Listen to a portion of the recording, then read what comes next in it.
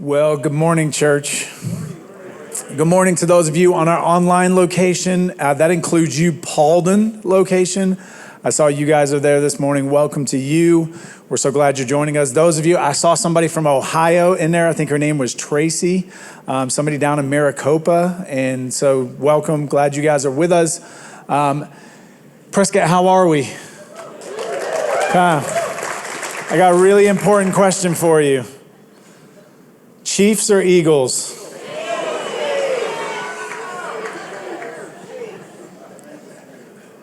Well, I can't join you, man. Yeah, exactly. The Chiefs are too close to the Steelers. Like, it just doesn't work for me. So it's Eagles today. It's Eagles. But I haven't prayed about it. So there you go. You might beat me to the punch. You start praying for KC, you know. You ever think about that? Totally, this is way off subject, you guys. You ever think about what it must sound like to God when people pray for their football team, right? And I just saw something that sports betting is like way higher than it's ever been. So can you imagine the pressure now for God when $16 billion will be spent on sports betting today on the Super Bowl? And that's a lot of prayer, just saying. But welcome if you're here and you're like, what are we talking about? This is church. Welcome, we're a family, and families talk about stuff that's random and sports sometimes. So welcome to the family. We're glad that you're with us, and I genuinely mean that. I don't know if this is your first time or whether online you just stumbled across YouTube and this is the next thing they put on your feed. I don't know. But I do know this, that you're supposed to be here today. It's not by chance that you're here. And if you've been with us for a while, I met a couple last night and it felt like dating. They're like, we've been at Heights 5 or 6 times. I'm like, oh, you're still dating us. That's good. But if you're here and you're just trying to figure out, let me just real quick give you one of our core values, that we are for Jesus, that we believe Jesus is the big deal. We're not. We believe that everything should be centered around the person of Jesus, including our entire lives. And so what you see in this space is not about any personality or individual.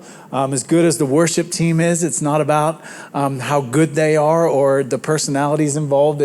We do all of this for one reason, for Jesus, because he's the big deal.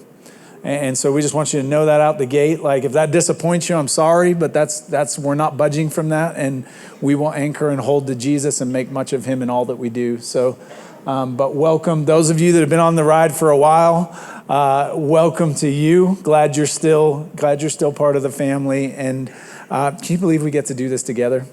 Week in, week out, that we get to walk alongside and hold each other up and get to see what adventures God has for us. But we're on an adventure right now. We have a thing we do. There's series. There's nothing special about why we do series or how. It's just a collection of talks around a certain topic. And we happen to be in one that we're calling, What About 85? And here's why. Because culturally, 65 is the golden number of age, right? Like, you're aiming for 65, and if you're one of the lucky few, you get to retire before that magic number. And so it's like, okay, there's this 65 that's out there, and there's very rarely a discussion about beyond that. And yet we're leaning in for a couple of weeks here together to go, what about 85? Let's raise the bar. And who are we going to be at 85? Right? And we talked last week. You're going to hear me say this a couple of times, but if you weren't here last week, you've got to go back and you have to go listen to it, because it provides all of the context for what we're about to talk about. And context is so important when it comes to the Bible and understanding it. But specifically, we talked about this idea of 85 as if you ever talk to somebody with a little life. They go, it feels like there's been lives inside of lives inside of lives, which is kind of like Russian nesting dolls. They all stack up into one big life, so to speak. And last week we were talking about this idea that our lives, that these moments we have, they stack into the next moments we have, and they stack into next. And so when we look at 85, what you do today, we talked about this last week, the faith that you build today is actually for tomorrow.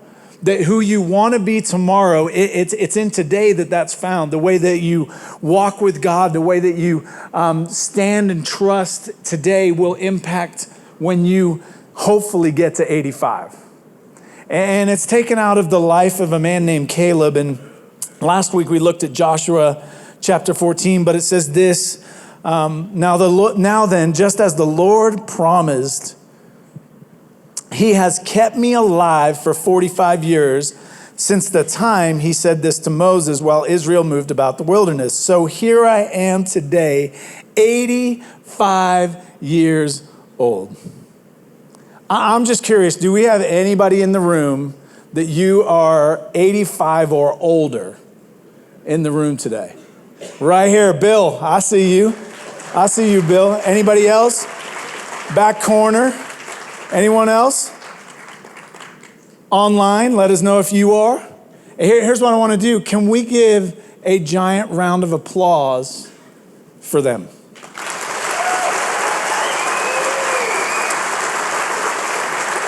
We've talked over the weeks, especially during the Together series, how important youth are.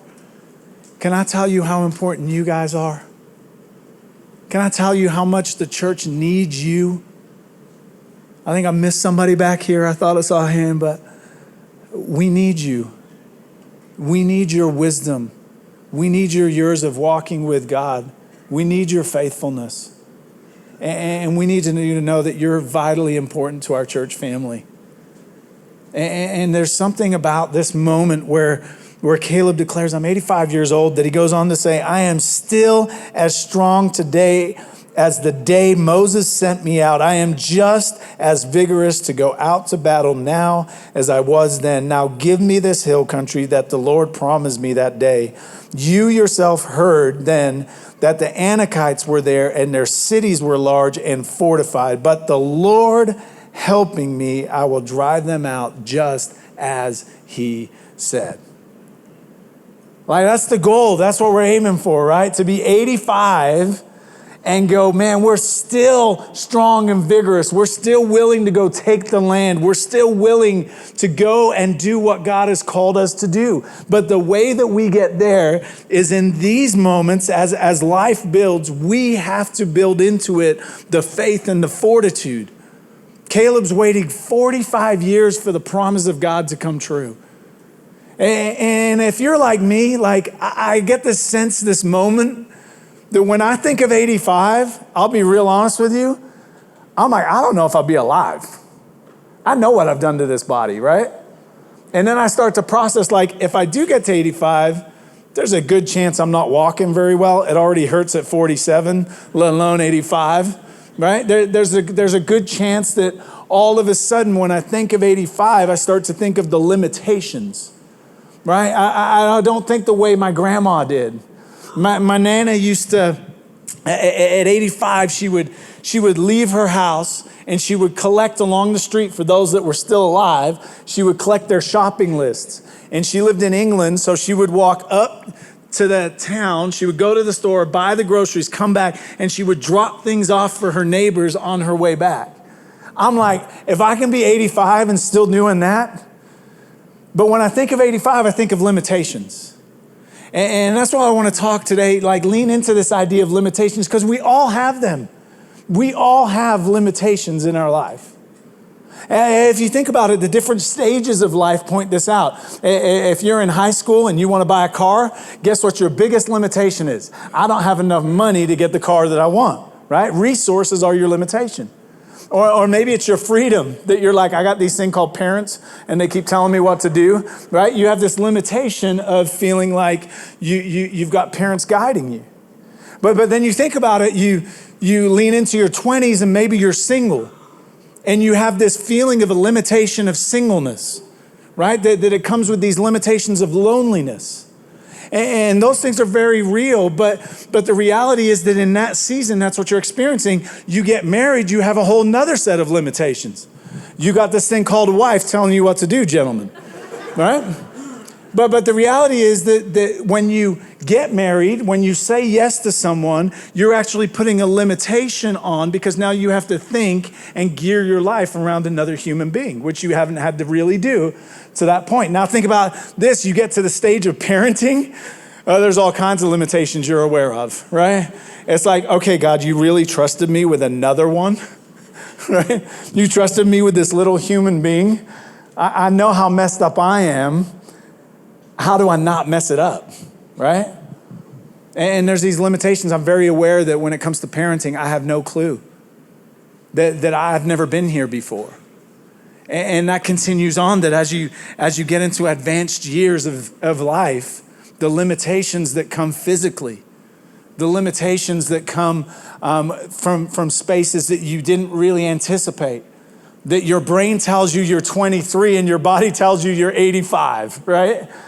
And we're all aware, we all have limitations. When I was in Bible school, I decided that it would be a good idea if I could dunk a basketball. Have you not seen me? That's funny. Look at me, right? I decided that I would begin working out certain muscles on my body so that I could jump higher. And I was English, so that meant that I couldn't work. And I was married, which meant that my wife could. So she's at work and I'm playing basketball. It went real well for me, you can imagine. But she was so impressed when I told her I'm going to dunk a basketball. Not really. So I would, in the afternoon, I would go down with a buddy of mine and we would try and dunk a basketball. And it got so close. So close. You hit like the back of the rim, you catch the front of the rim, and you just keep trying, right? And then one day we're there and there's this roll of carpet. And I was like, we could jump off the carpet. I bet we could dunk. So what do? Roll out the carpet, run, jump, and wouldn't you know it, I could dunk a basketball. Right? And that's not enough now, because you can dunk a basketball now. Now you got to reverse, you know what I mean? Like now you got to try the things you were never able to do because the limitations were holding you back. And then we got real good, because everybody in the 90s wanted to be like Mike, you know what I mean?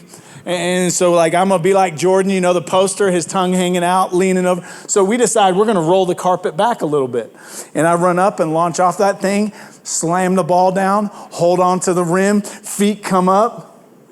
Hand slips off. This hand decides it's going to break my fall, and break it did.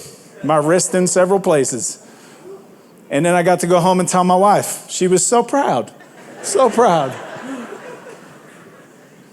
But we have limitations that we're very aware of. And those limitations, here's what I want you to catch today. It's one thing to have physical limitations. It's another thing when we get into the spiritual realm and we begin to see our limitations. And what I want you to see this morning is your limitations are actually an opportunity. Your limitations are opportunity. Here's what I mean. If you have a Bible, we're in Numbers chapter 13. Numbers 13. And in Numbers 13, the context is, and again, you got to go back to last week and catch up on the context and understand it all, but there's a land that God's promised his people, and he's sending out 12, he tells them to send out 12 leaders from the 12 tribes, and they're to go into this land and say, hey, is this land as good as God said it is, right? And spy out what's there, what kind of cities they are, all that kind of stuff. So the 12 go out, they come back, and this is the report that they give back to the leaders, Moses and Aaron. Verse 26, they, the people that had gone and explored, came back to Moses and Aaron and the whole Israelite community at Kadesh in the desert of Paran. There, they reported to them and to the whole assembly and showed them the fruit of the land. They gave Moses this account. We went into the land which you sent us, and it does flow with milk and honey.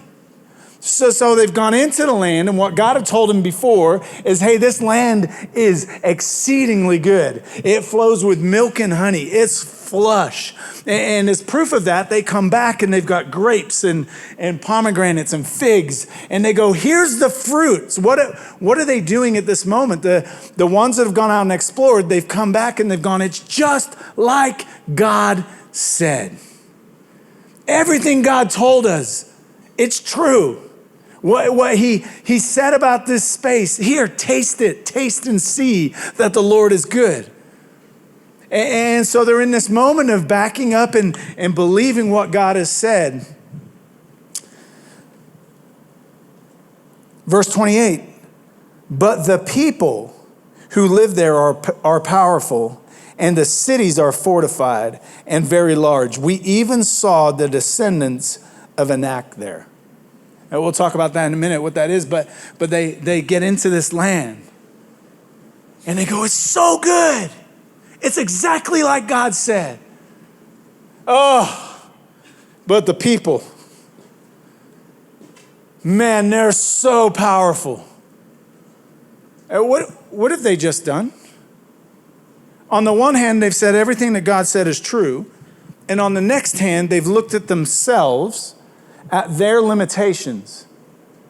And they've looked and gone, hey, they're powerful, which means we're less powerful. They have more than we do. And so what they do in this moment is they go, the people, you should see them. They're so big. And they essentially set themselves up to go, here's our limitation. So while everything is like God said it would be, everything that God has promised is true, which on a side note, if you're here and you're wrestling with faith and you want to know if you should trust this thing or not, you want to know if you should trust God and take him at his word, I got a challenge for you. Take the Bible, start at the beginning and begin to read. Right? When you get to Leviticus, just keep going. That's all. That's the best advice I got for you. Maybe just skip it, right? But when you get going, just mark down all the promises of God, all the things he says he's going to do. And then as they come true, just mark down, God did it, God did it, God did it. And what you'll find is as you go through this book, you're going to find all these moments from human history where God's track record is absolutely perfect in what he says he will do and how it turns out. And why is that important? Because what they're saying here is it's just like God said, but then their limitations go, oh, but they're so powerful. In fact, you should see their cities, people. The walls are so huge, they're fortified. There's no way we can get through their walls. You see what the Israelites are very aware of is they don't have any weapons of the day.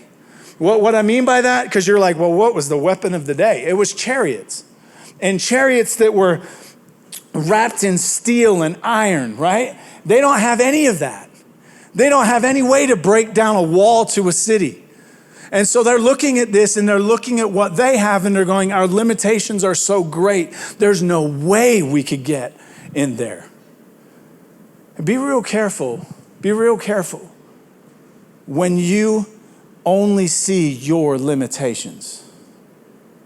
Because your limitations will deter you, detract you, speak lies to you when God's told you something the opposite. Here's what I mean. So verse 30, Caleb tries to help him, tries to go the other way because there's 12 of them. 2 of them, Joshua and Caleb, come back and they've got a different story. So then Caleb silenced the people before Moses and said, we should go up and take possession of the land, for we can certainly do it. So Caleb's still going, wait. I know what they said, but you just need to know we can do this, right? Verse 31, but the men who had gone up with him said, we can't attack those people. They are stronger than we are. So what are they saying? Our weakness is a limitation. We're weaker than they are. And they spread among the Israelites a bad report about the land they had explored. They said, the land we explored devours those living in it. Is that true? From what we just read, no. So what's happened is they've now taken, because they can only see their limitations, they've now taken it and let their limitations determine what they actually see as true instead of what God says is true. So now they're here and they're trying to convince everybody else, the land is so bad, it devours everything in it. It's not a true statement. The next thing they say there then is all the people we saw there were of great size. We saw the Nephilim there. The descendants of Anak come from the Nephilim. And you can read that history. It's in Genesis. We don't have time to go into it today. But basically, the translation is they were giants, right? So then they say, we seem like grasshoppers in our own eyes, and we looked the same to them. So they're going, we've seen these people. They're giants. We're small. Hey, can you imagine for a second? You're God, right? I know that's a stretch. You're God. And you're sitting watching this unfold, right? So you've walked with these people, you fed them mysteriously, which we talked about last week, which if you weren't here, what do you got to do? Go back and catch up, right? But he feeds them mysteriously with these flakes that show up and quail that show up. He leads them by a cloud. He protects them from their enemies. They do things that they never thought they could do. He showed his might in all these ways. And can you imagine God's sitting there and he's like, oh no. I never realized you're small.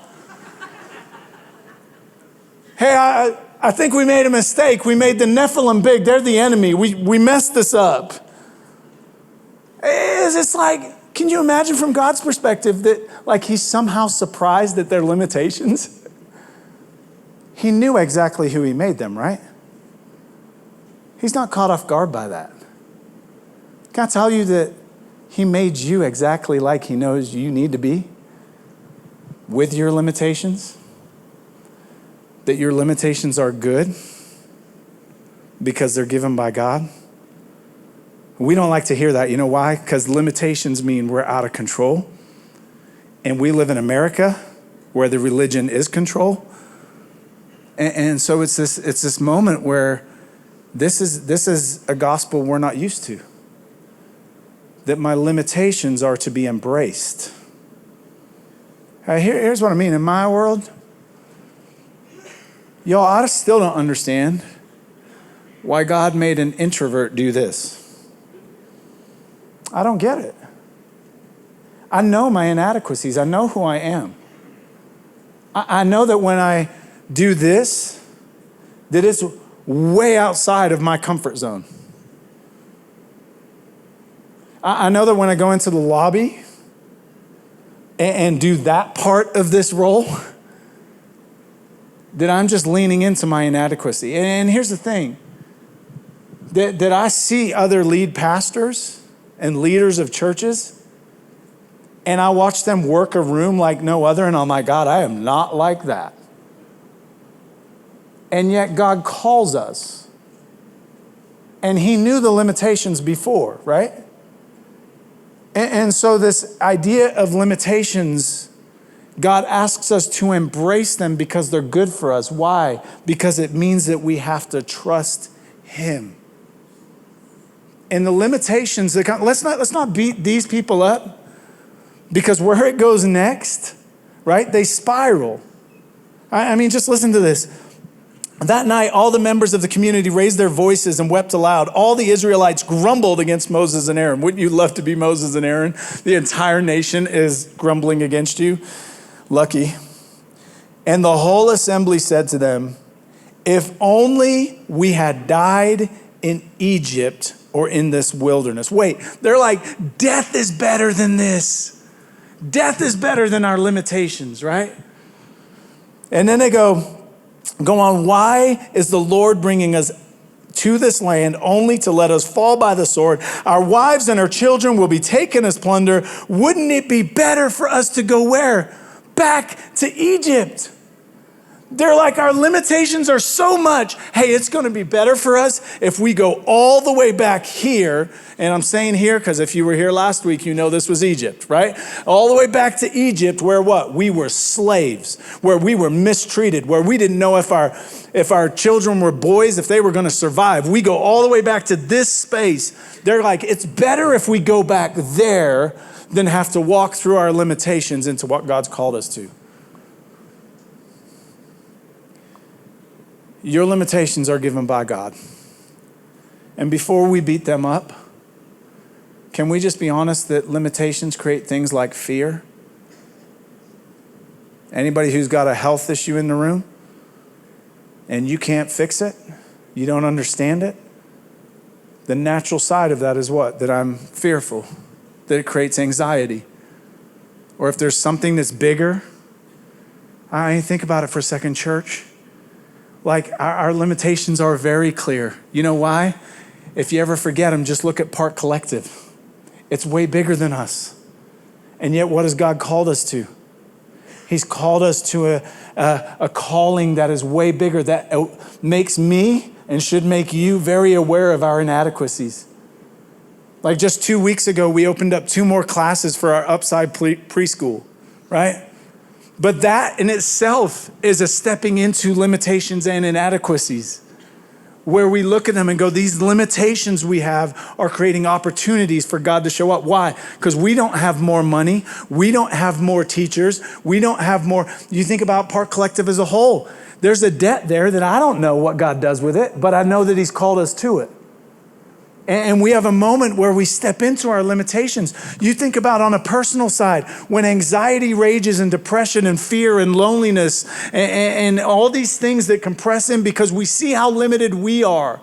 Can I tell you that your lack of resources is an opportunity to see God show up? You ever sit with somebody who went, I was so limited in my resources, and then they have this amazing story where they're like, we don't even know how, but a check came under the door and it was for the exact amount.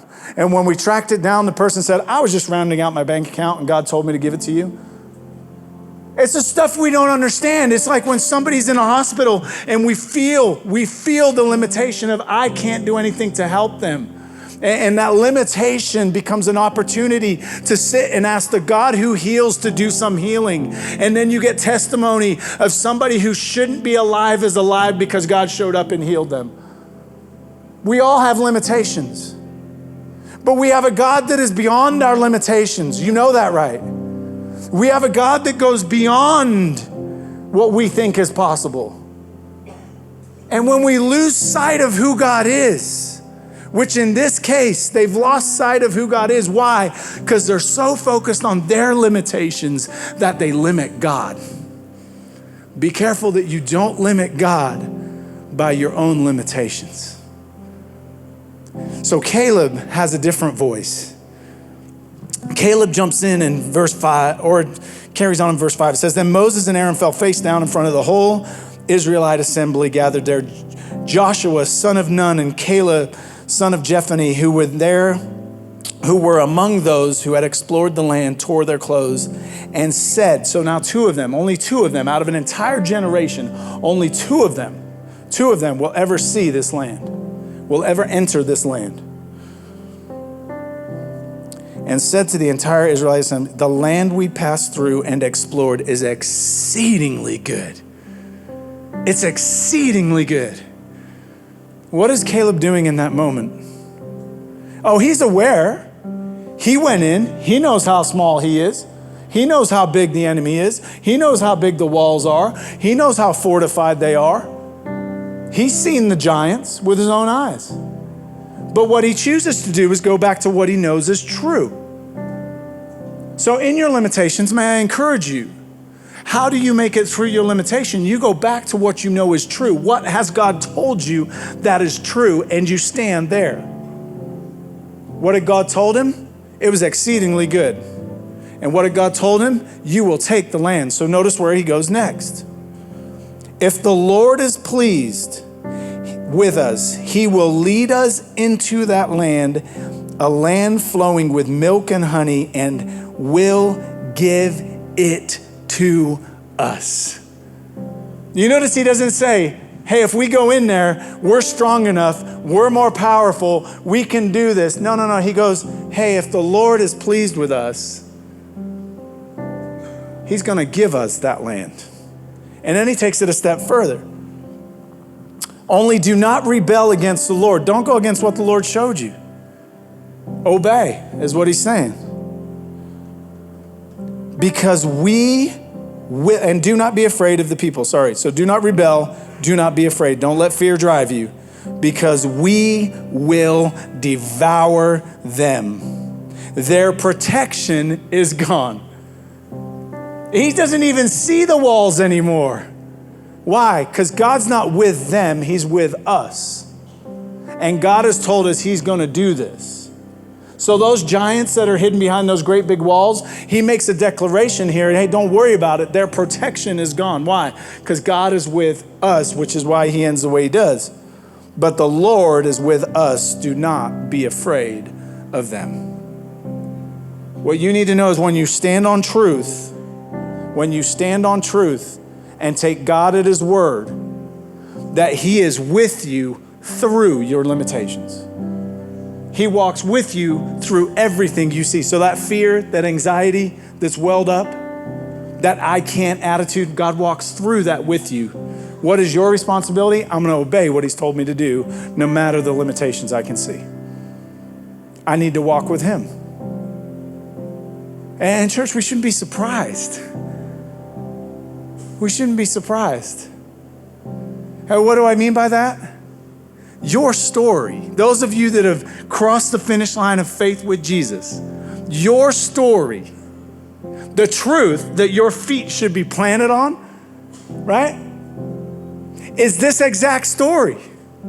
That you had limitations. What do I mean? Well, the Bible talks about that when you were born into this world, you were born with the limitation of sin being your master.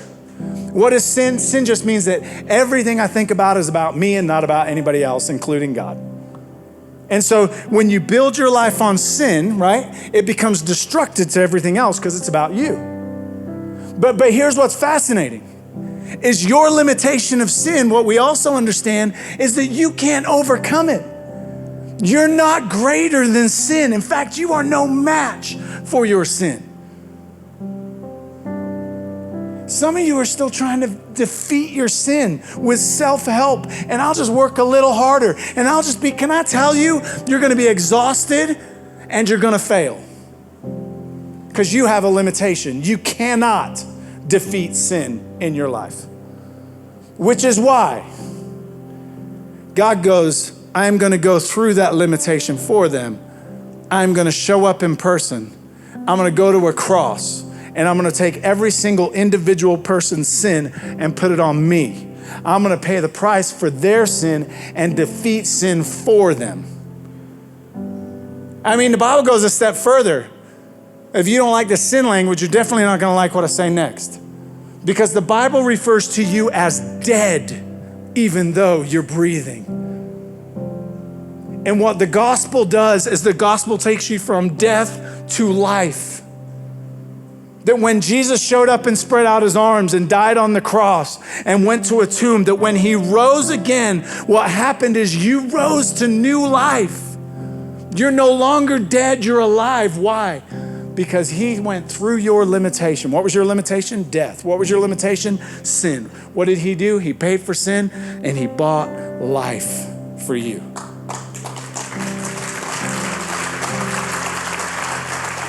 When the enemy wants to tell you that God can't, can I tell you where to go? Right here. When you walked in, you should receive one of these. What is this? This is a representation of the body and the blood of Jesus.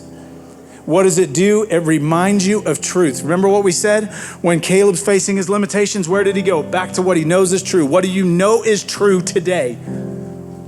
Historically, it is proven that the cross bled red with the blood of God on your behalf, and the tomb is empty. What you hold in your hand is the truth that you stand on. And let me ask you, if you can overcome sin and death in the grave because of what Jesus has done, then there is no limitation that God calls you to that he can't take you through. But what you have in your hand is a reminder. And what does it remind you of? What is true? That he paid it all. There's nothing left to be paid. That you're free. Galatians talks about that it was for freedom that Christ has set you free. Therefore, do not put yourself in a yoke of slavery again. He paid for it. He overcame what you couldn't do. Ephesians talks about it in this language, and we're going to reflect on this for a minute. Ephesians chapter 2, verse 4 says, but because of his great love, and let's personalize it, for you. For you. Hebrews talks about how for the joy set before him, you were that joy. Knowing you was that joy. He endured the cross, it says. Ephesians carries on, it says, Love for us, God who is rich in mercy. You know what rich in mercy is? He's not lacking. He's not unable to. What is mercy? To hold back what you deserve. He has enough power to hold back everything you think you deserve. He's holding back on your behalf. Why? Because he loves you. Made us alive with Christ, even when we were dead in transgressions. He made us alive when we were dead. I'd say that's a limitation he overcame. It is by grace that you have been saved. This is the truth in 2 verses that you hold in your hand. So we're just going to take some time to reflect, for you to remind yourself of what is true. In spite of all the limitations, all the things that are out of your control, all the things that work you up, all the things that give you anxiety, all the things that cause you stress, to go back to ground zero and stand on what God has done for you. So as you reflect, please do me a favor. Don't make this about you. Don't beat yourself up. Don't, oh God, I'm here and I know what I've done. He already knows. Just reflect on what he's done for you. Just let your heart be captured again by the simple gospel that because of Jesus, you have life. And so these next moments are yours, and then we'll take it all together.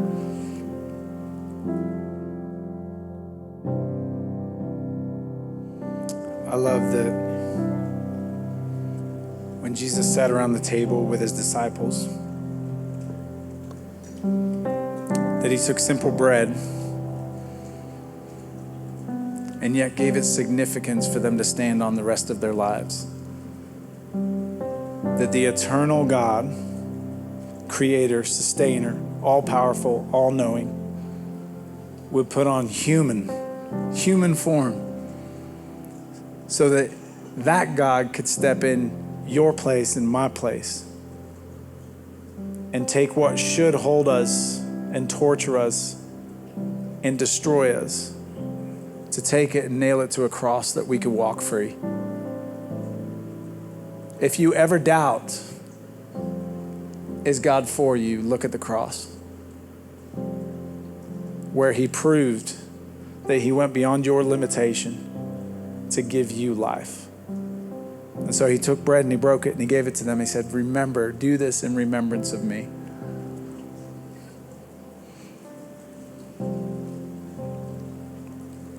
He took a cup of wine and divided it amongst them. And he began to talk about how this wine represented his blood that was about to be shed. And in him, there was a new covenant coming. And what the new covenant allowed is that the Holy Spirit, for everyone who believed, would go with them wherever they went. That he would be with them, he would walk with them, he would be in them. And what that does for us is the new covenant means that every limitation in my life, the Holy Spirit goes with me through it. Just like he did for Caleb and the Israelites, where Caleb declares he is with us. And so what the cup represents is his blood that bought us new life. And part of that new life is that the Holy Spirit will be with you wherever you go. And so he gave it to them. He said, take, drink, do this in remembrance of me.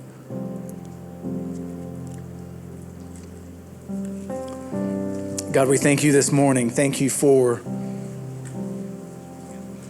moments when we get to look at your faithfulness with your people. We get to remind ourselves, God, of your faithfulness to us. God, we get to remind ourselves of your goodness and your mercy.